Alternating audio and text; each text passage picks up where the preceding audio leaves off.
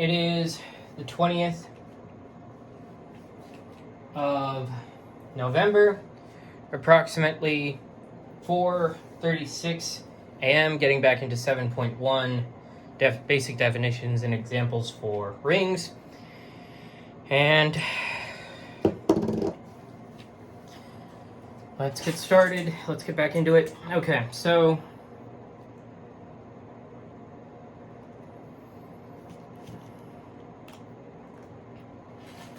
left off on this card, I believe. So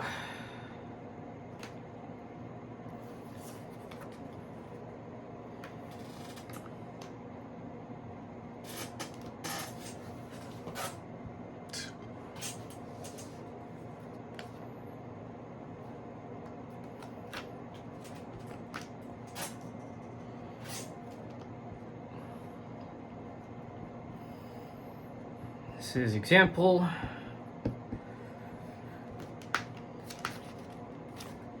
So, an example of a ring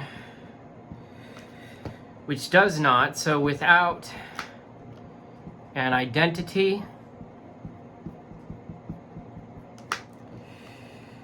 is the ring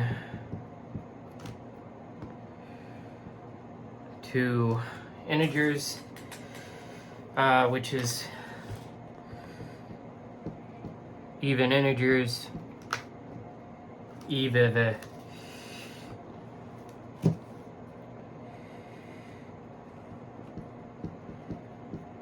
integers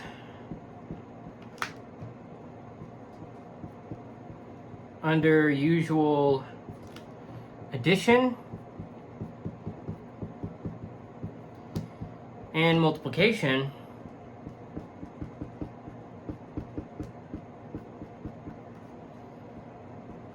of integers.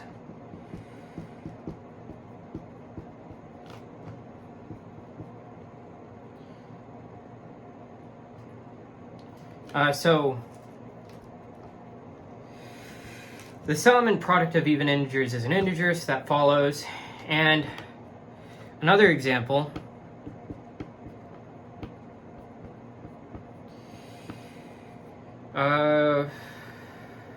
say we have a function f which maps the real numbers to the real numbers. Now this is said to have a compact support.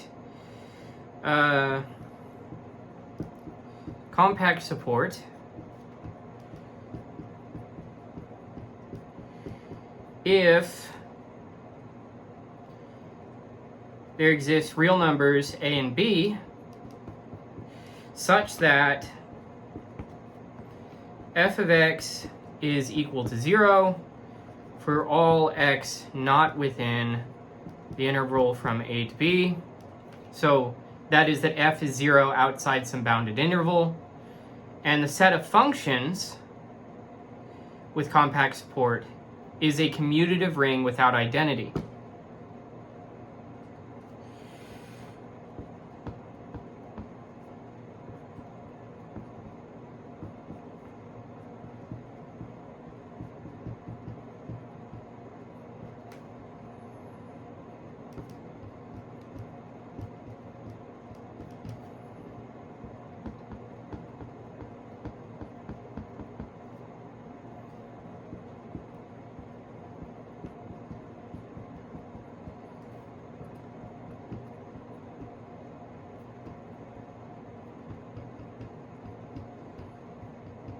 And this is because the identity could not have compact support.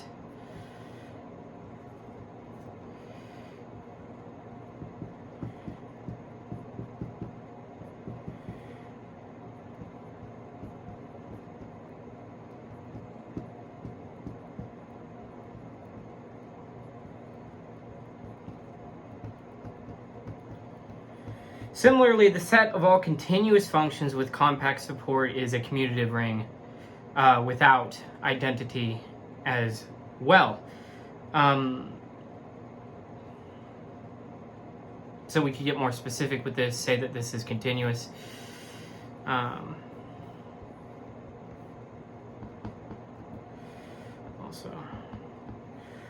for continuous f. All right.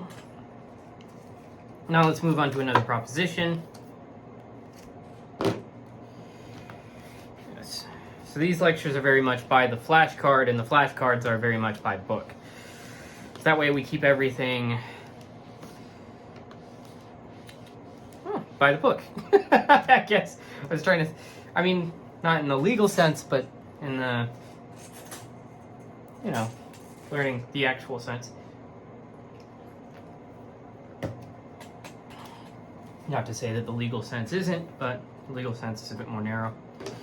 Okay, so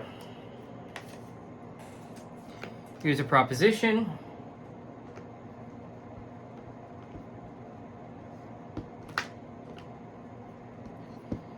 Let R be a ring, then 0A is equal to A0, which is equal to 0 for all A contained within R. Secondly, open parentheses negative A close parentheses B is equal to A open parentheses negative B, which is equal to negative open parentheses AB close parentheses for all A, B contained within R. And we're said here to recall negative A is the additive inverse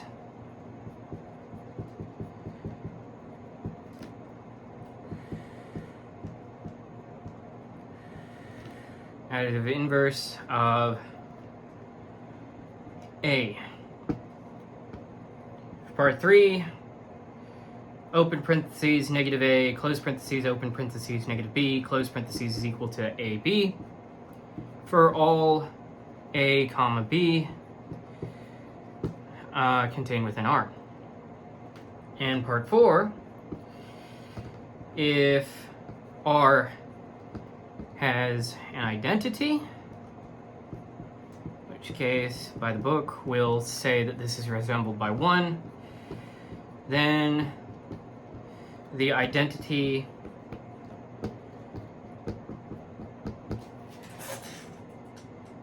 is unique,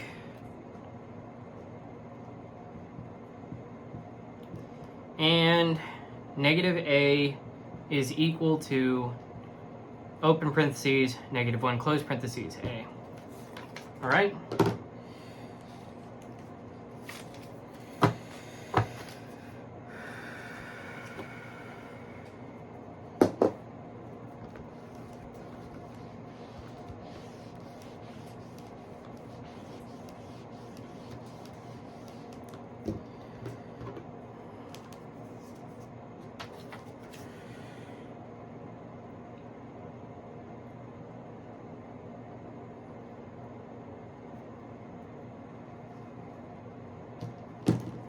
Now the book makes some assertions here.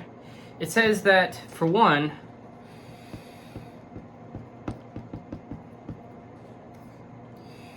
this proposition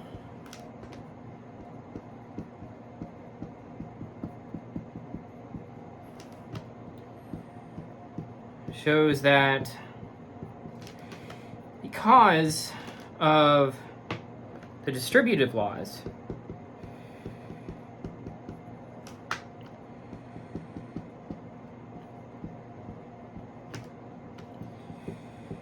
the additive and multiplicative structures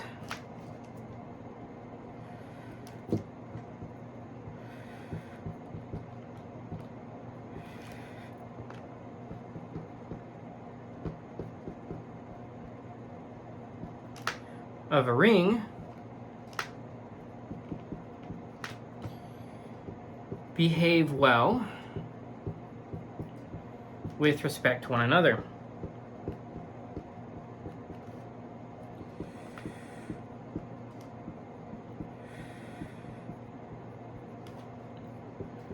Just like in the integers.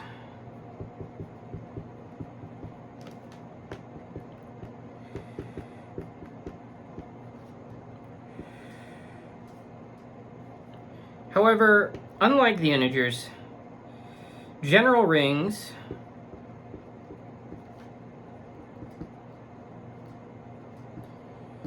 may possess many elements.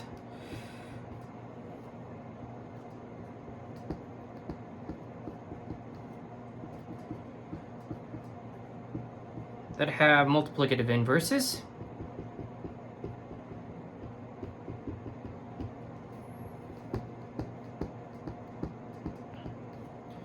Or may have non-zero elements.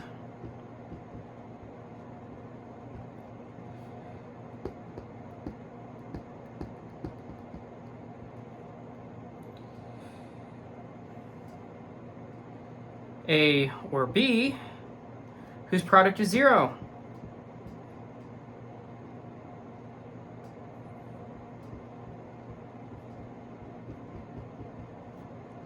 But goes on to further say that these properties of element, which relate to the multiplicative structure of a ring, these are actually given special names. Which leads us to definitions.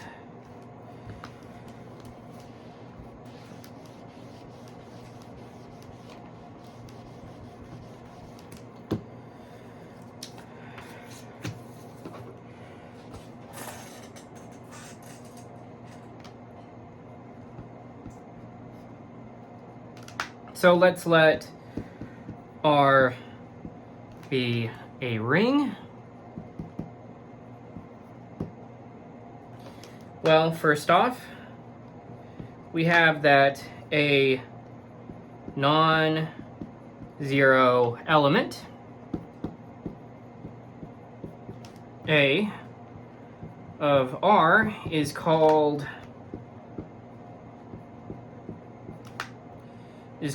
a zero divisor.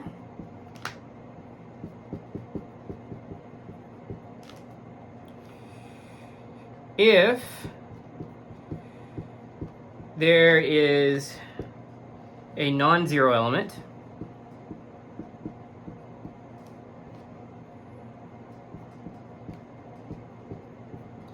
B in R such that either AB is equal to 0 or BA is equal to 0. And for the second part, assume R has an identity 1, which is not equal to 0. Well, an element U of R is called a unit in R if there exists some V in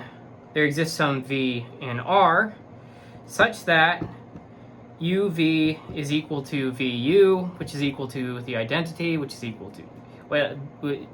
represented by 1, and the set of units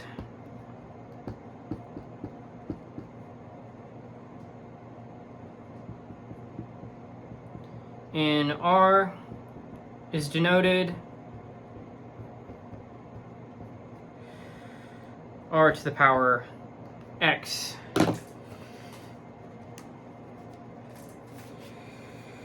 And then the book makes another assertion here.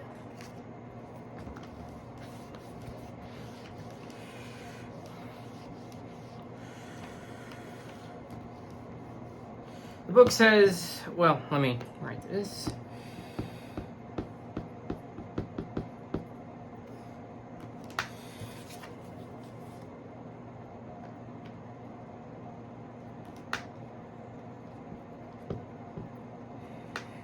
The units in a ring R form a group under multiplication So r to the x will be referred to as the group of units, of R. Now, in this terminology, a field is a commutative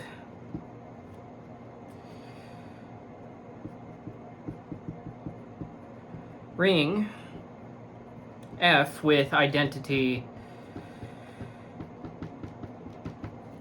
1 not equal to 0, in which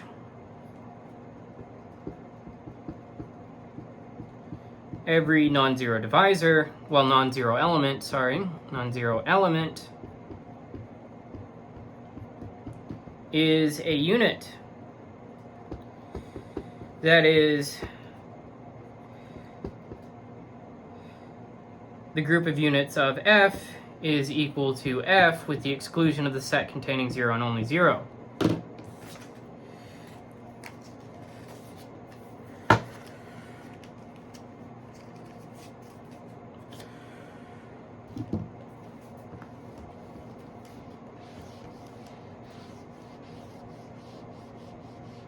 Another assertion here.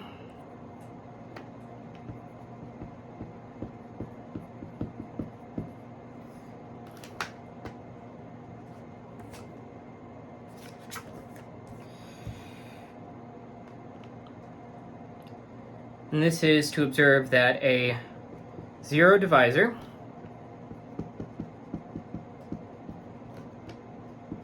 can never be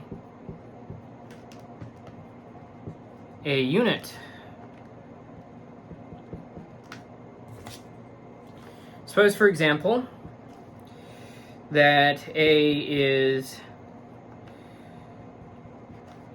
a unit in R,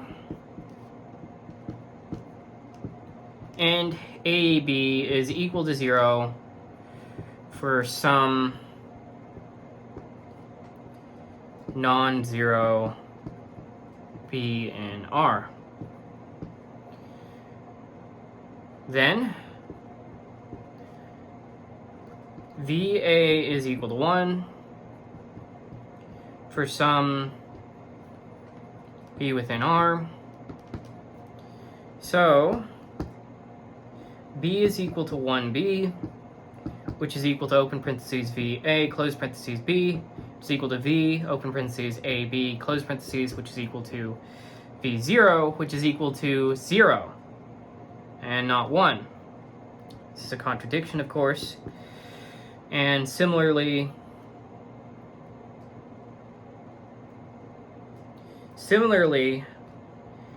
if BA is equal to 0,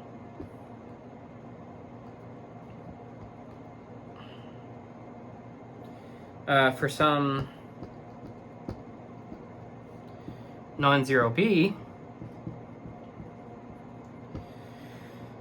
then A cannot be a unit.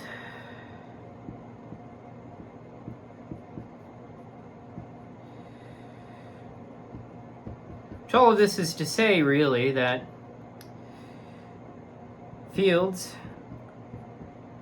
contain no zero divisors.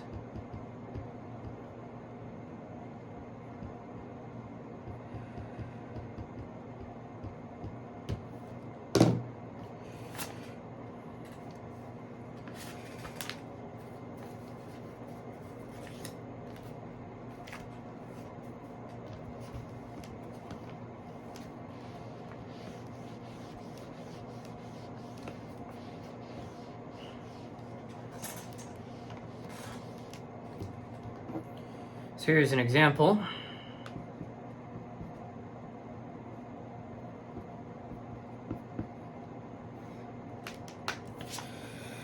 So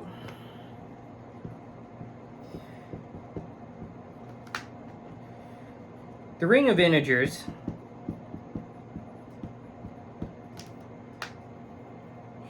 it, first of all, has no zero divisors.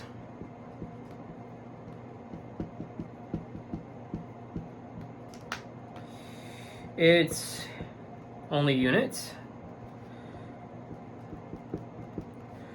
are plus or minus 1. So the group of units for the ring of integers is equal to, well, the group of units of the integers is equal to the set containing only plus or minus 1.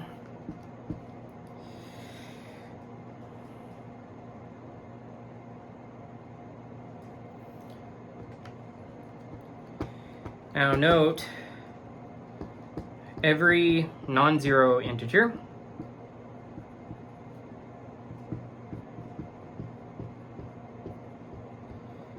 has an inverse in the larger ring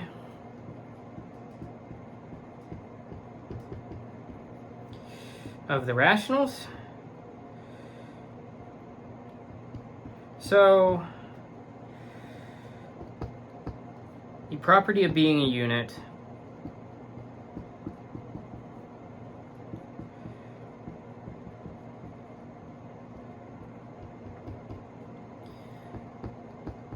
depends on the ring in which an element is viewed.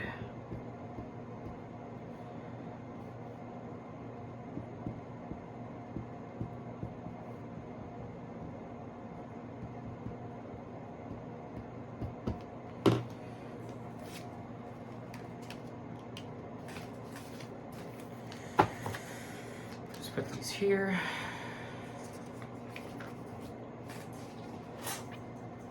I'll try to create like a printable version of these flashcards, so it's easier to follow along, or maybe like test yourself as well.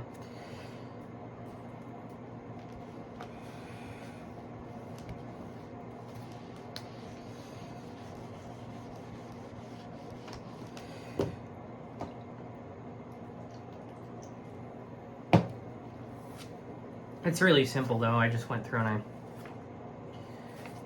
I took out parts from the printed version of the book and wrote things on the front that have like gaps. So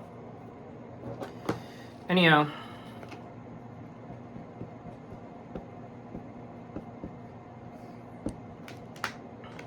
another example. Let n be an integer greater than or equal to 2. Now, in the ring, integers mod z, the elements,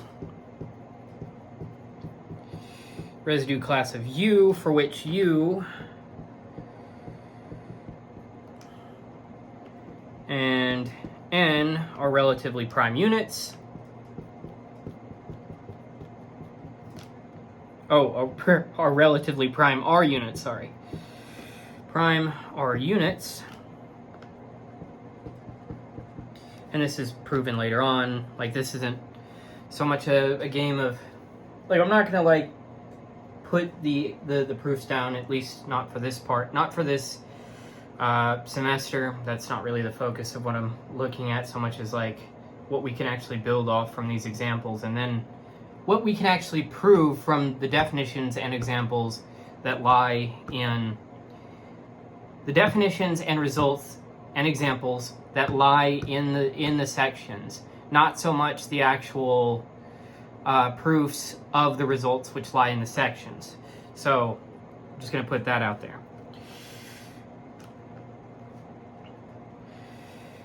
So this is proven later on.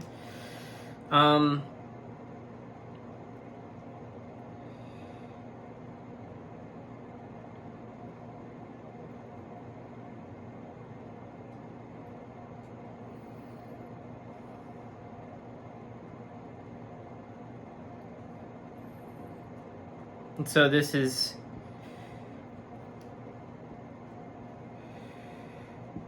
group of units of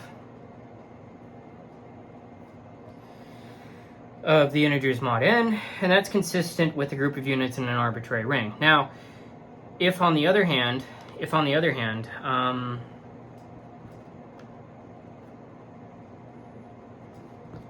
a is a non-zero integer,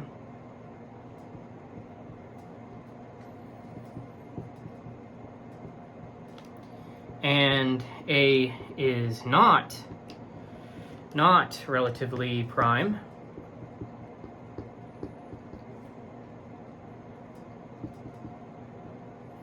to n,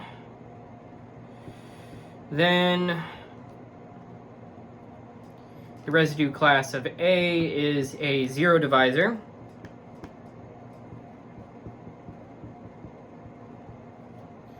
in the integers mod n.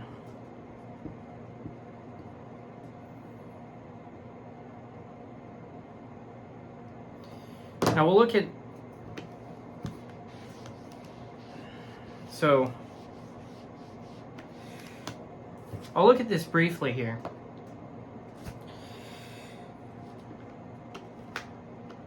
And say that we have, to see this, the book suggests, okay, let D be the GCD of A and N, and B equal n divided by B, n divided by D. Now, by assumption, D is greater than 0, so 0 is less than B, which is less than n. So the residue class of B cannot be equal to the residue class of 0. But by construction, n divides AB.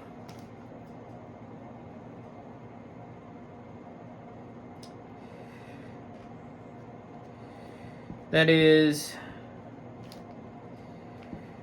residue class of AB is equal to the residue class of 0 in the integers mod n.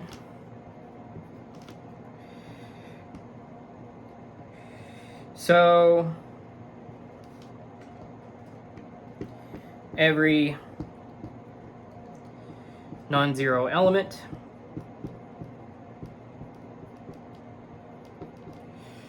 of the integers mod n is either a unit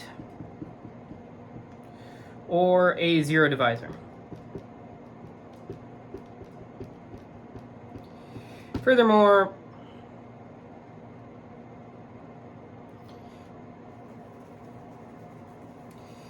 this is to tack on by this lens by which we view this. This furthermore, which I'm about to say. Furthermore,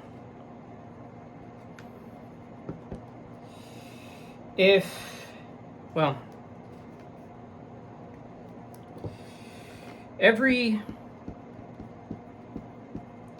non-zero element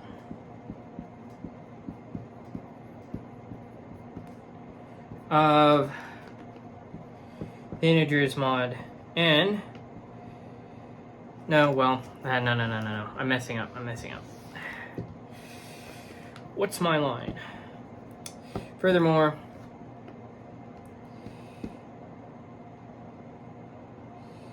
yes, so every non-zero element, it's on the wrong train of thought, wrong line I was looking at, so is a unit if and only if every integer A in the range 0 is less than A, which is less than n, is relatively prime to n. And this happens only if and only if n is a prime, i.e. the integers mod n is a field if and only if n is a prime.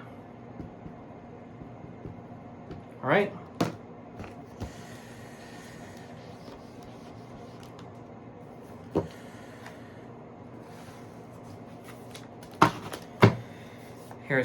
Here's another example. So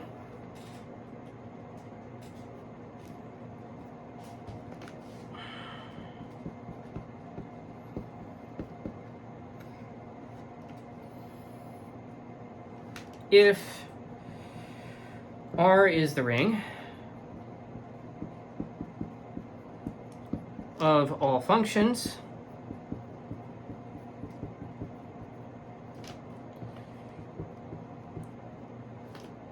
from closed interval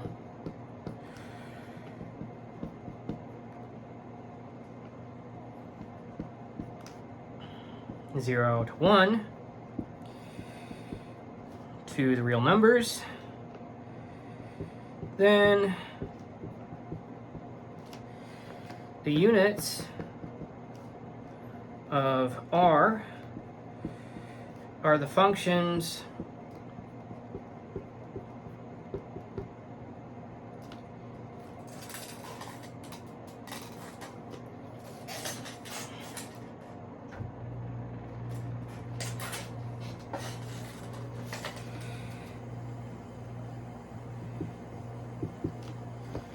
that are not 0 at any point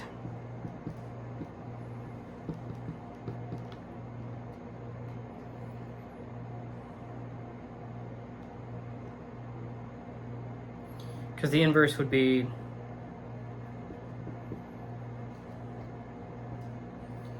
one over f.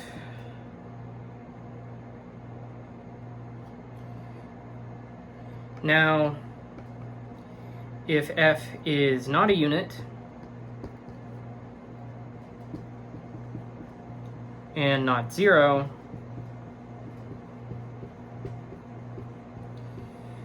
then f is a 0 divisor.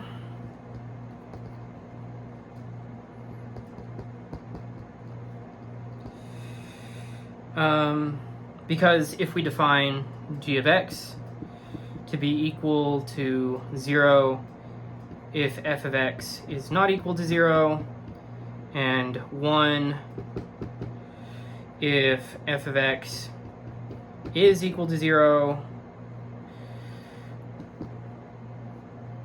we have that g is not the 0 function,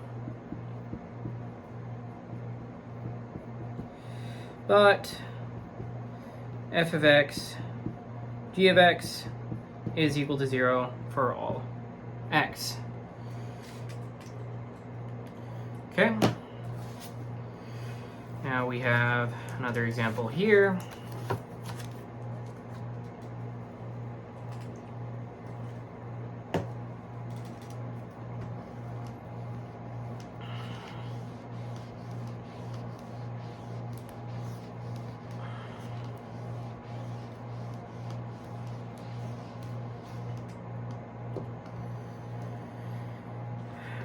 Oops.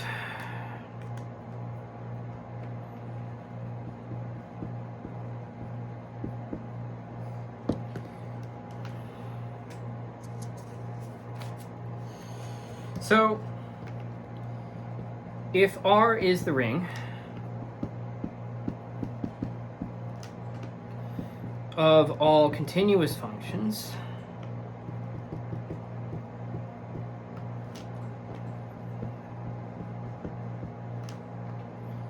from closed interval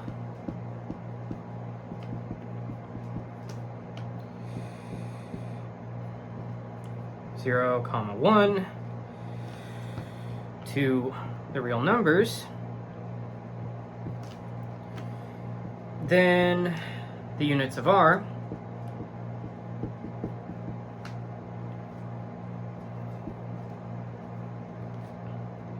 are still the functions that are not zero at any point.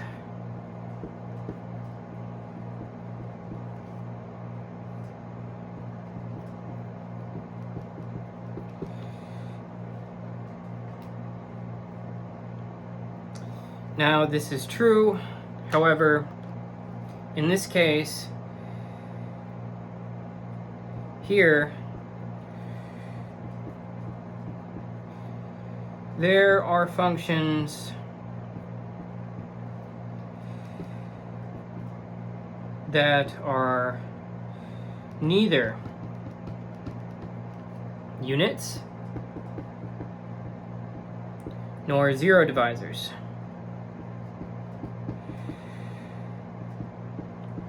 For instance, f of x is equal to x minus 1/2 has only one zero.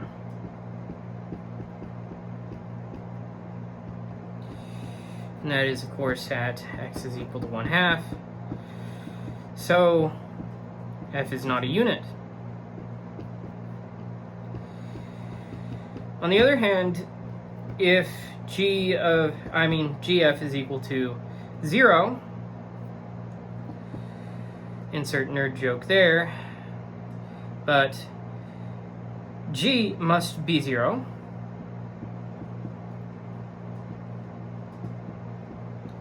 For all x not equal to 1/2.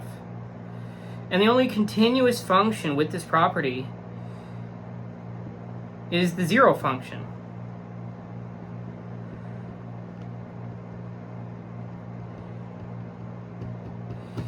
So,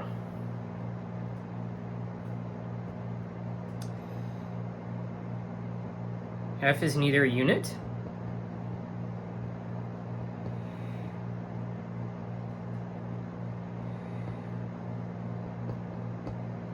nor a zero divisor. Nor a zero divisor. It's the name of my hit sci-fi character.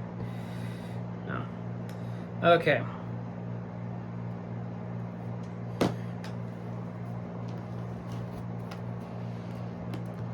Let's continue along this discussion of this example. So, similarly, no function with only a finite or countable or even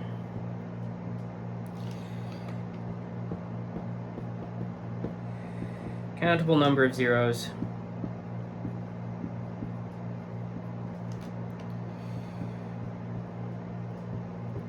on the closed interval 0, 1. I say 0, 1 because I want to avoid the cases in which I have to say 0 to 1, and then I have to say to the real numbers, like in the case earlier. So, is a zero divisor.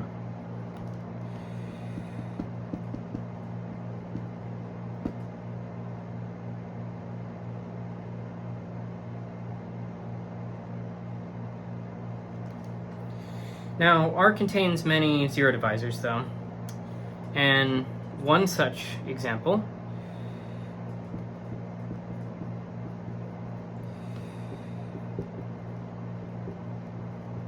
is the case in which f of x is equal to 0, in the case in which 0 is less than or equal to x, which is less than or equal to 1/2, and equal to x minus 1/2, in the case in which 1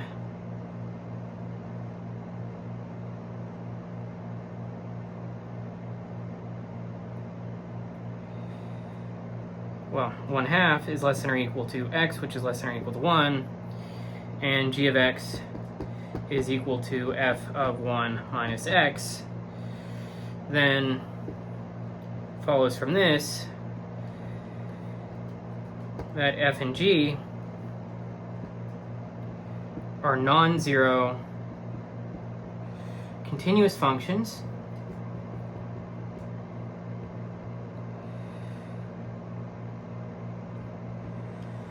whose product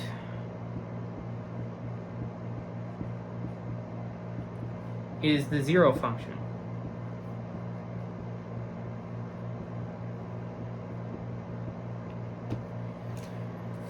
right?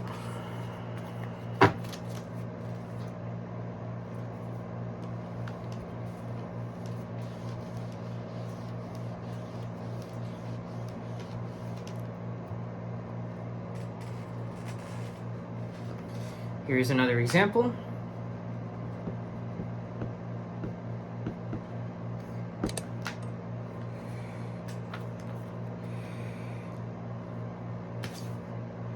This is going to be the quadratic field, so let's let capital D here be a rational number.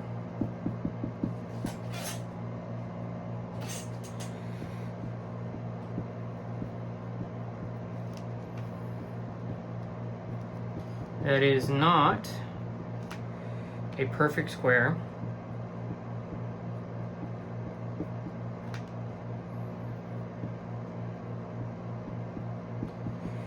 In the rationals.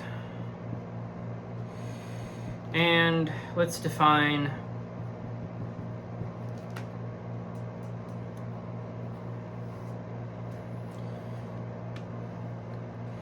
this notation here. The rationals, open parentheses, square root of d, close parentheses.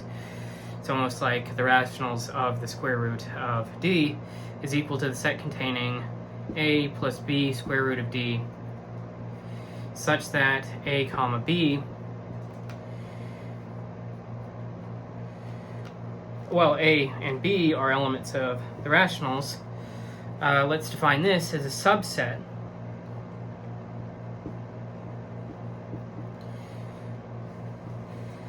of the complex numbers. So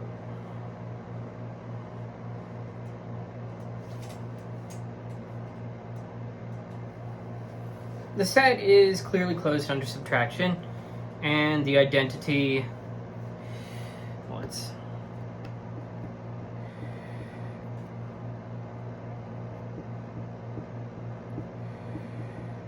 closed under subtraction,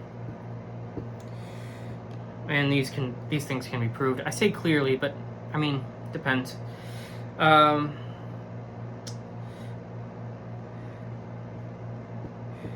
identity, a plus b square root of d, c plus d square root of d is equal to, open parentheses, ac plus b little d big D plus, open parentheses, a little d plus bc, close parentheses, square root of big D, shows that it's also closed under multiplication. So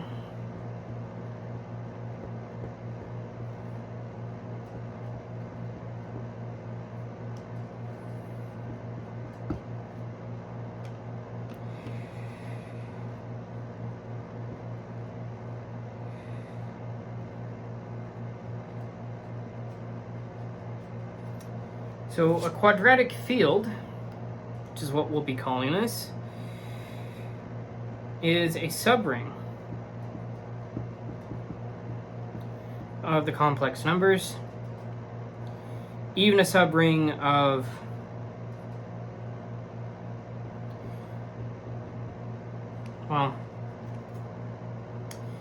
it's a subring of reals, say 4 reals, if d is in fact greater than 0.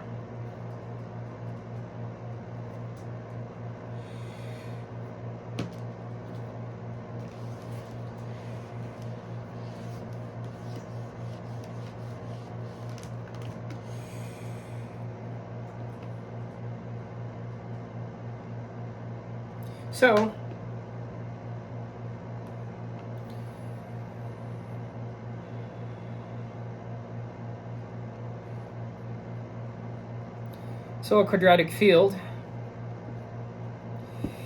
is a commutative ring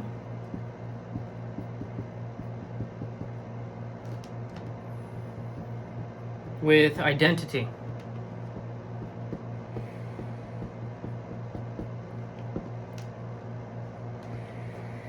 Now it's easy to show that, it's supposedly easy to show that the assumption that capital D is not a square implies that, so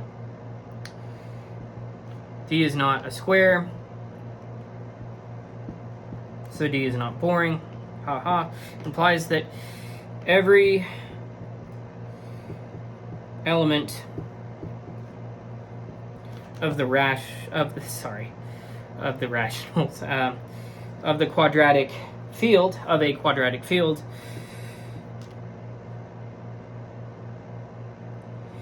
is of the form, may be written in the form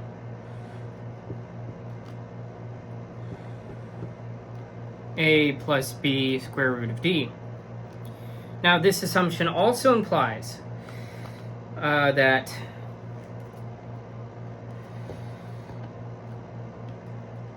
if A and B are not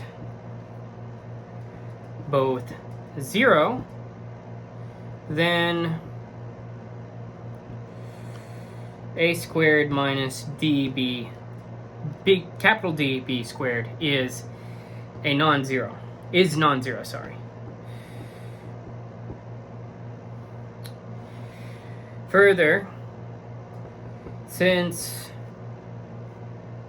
open parentheses A plus B square root of D, close parentheses, open parentheses, A minus B square root of capital D is equal to A squared minus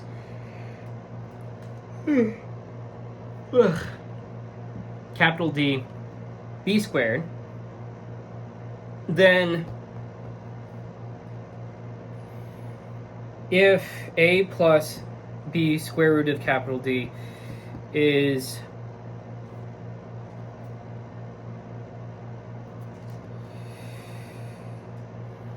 not equal to 0, that is to say one of A or B is non-zero, then A minus B square root of capital D over A squared minus capital D B squared is in fact the inverse of A plus the square root of, let me erase this.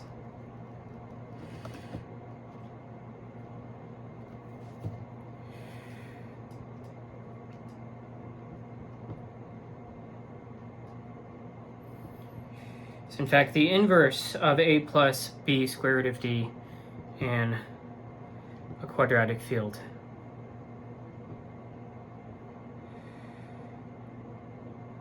Now, what does this show?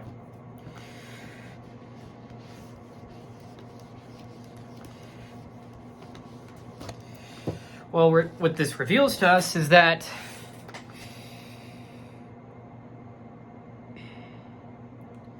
every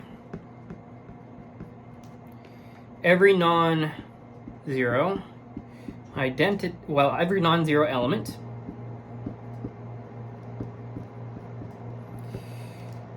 in this established commutative ring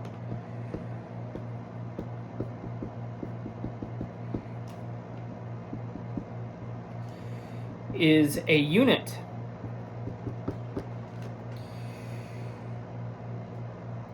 That is to say, now that this implies that a quadratic field is a field. And I've been calling it quadratic field this entire time. The book doesn't really reveal that until like right now. But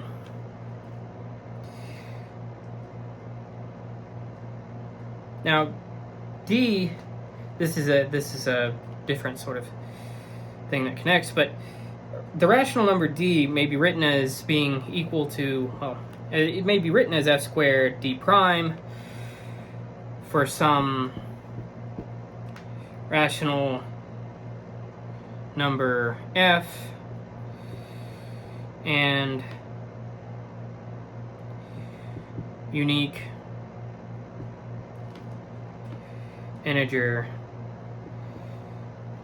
d prime, where d prime is not divisible. So not divisible by the square.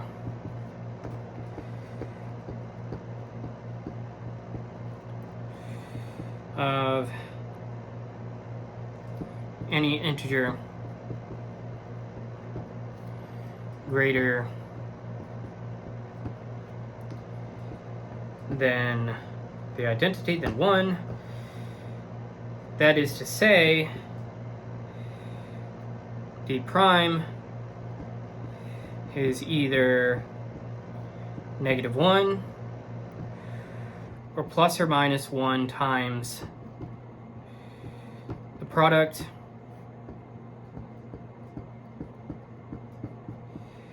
of distinct primes in the integers.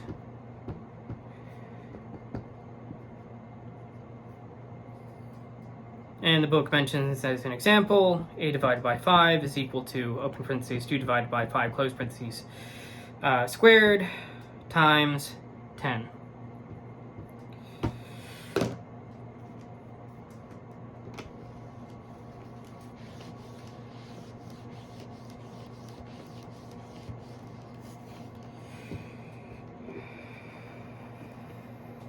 Now, d prime is called the square-free part of d.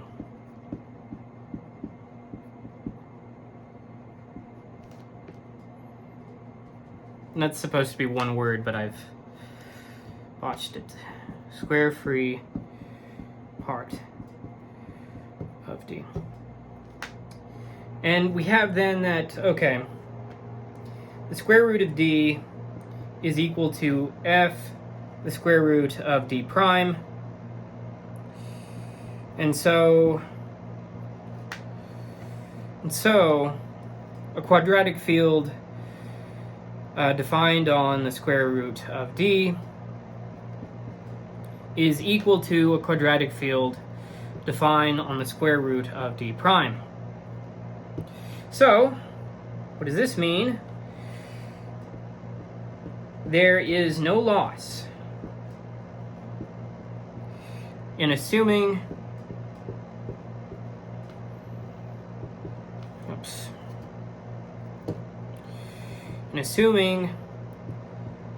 that d is a square-free integer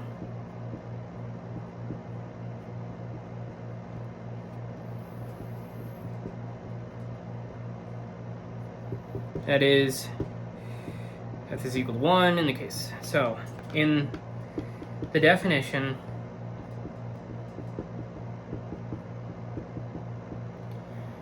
of the quadratic field,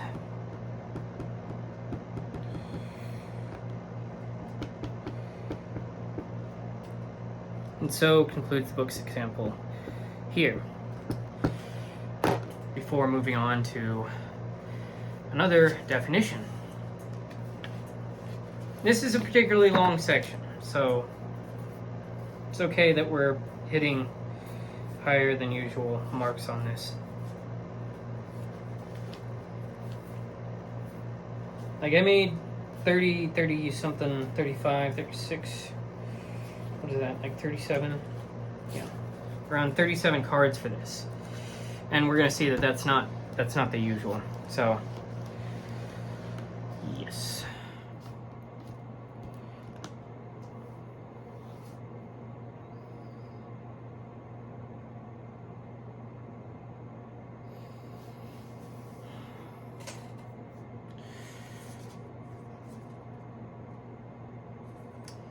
Okay, so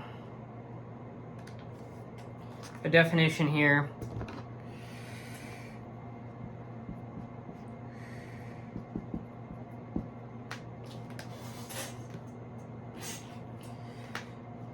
Rings having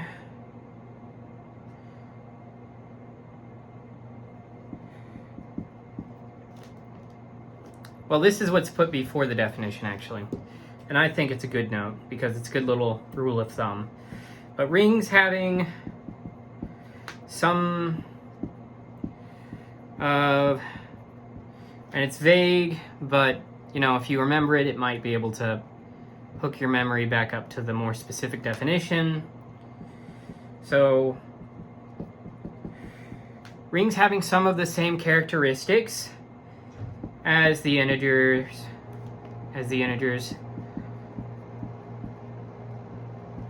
are given a name.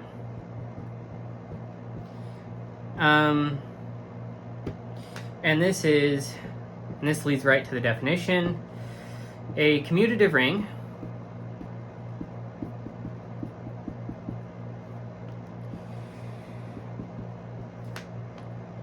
with identity 1 is not equal to 0 is called an integral domain. You know, and I really think sometimes that the names we give things should be more connected to other things. So integral domain, I think of like integrals in calculus. So I think, oh, but it's not like directly related. At least not in any way I can think of at the moment. But now, if it has no zero divisors. So let me say that without any interruption. A commutative ring with identity 1 not equal to 0 is called an integral domain if it has no zero divisors.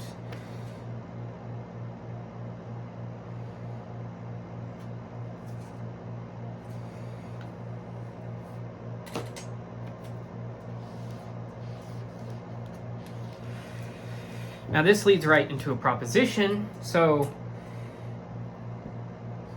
the absence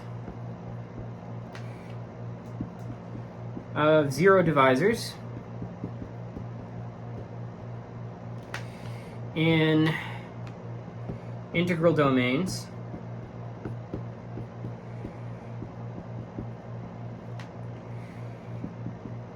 give these rings a cancellation property.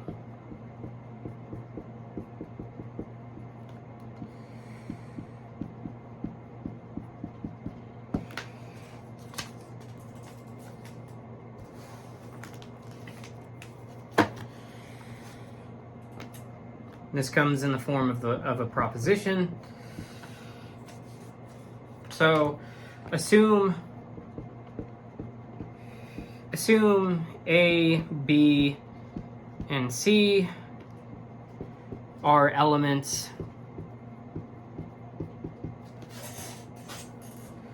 of any ring with not a zero divisor.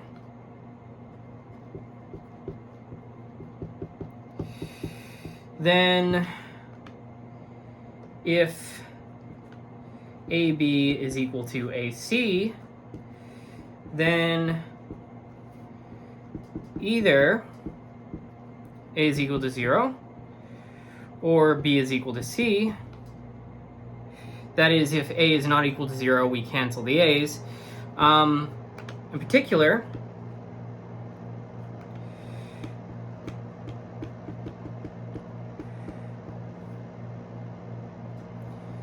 if A, B, C are any elements in an integral domain,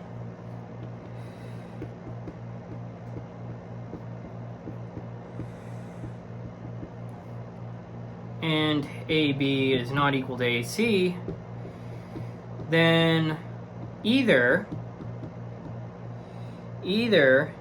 A is equal to 0 or B is equal to C.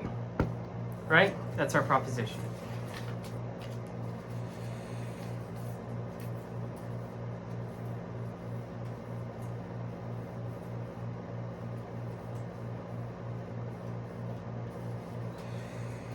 Now I'm going to leave off with one more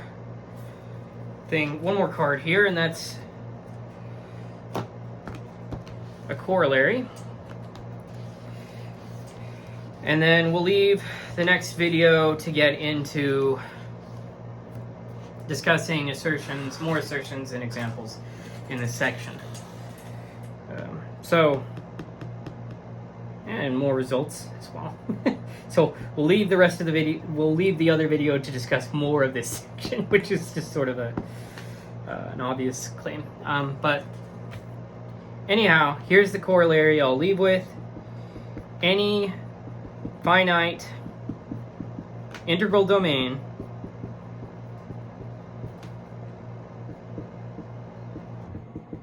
is a field. Big deal there, right? Okay, so I'll leave off with that, and then we'll get into more of these cards as we go on, but that is it for now.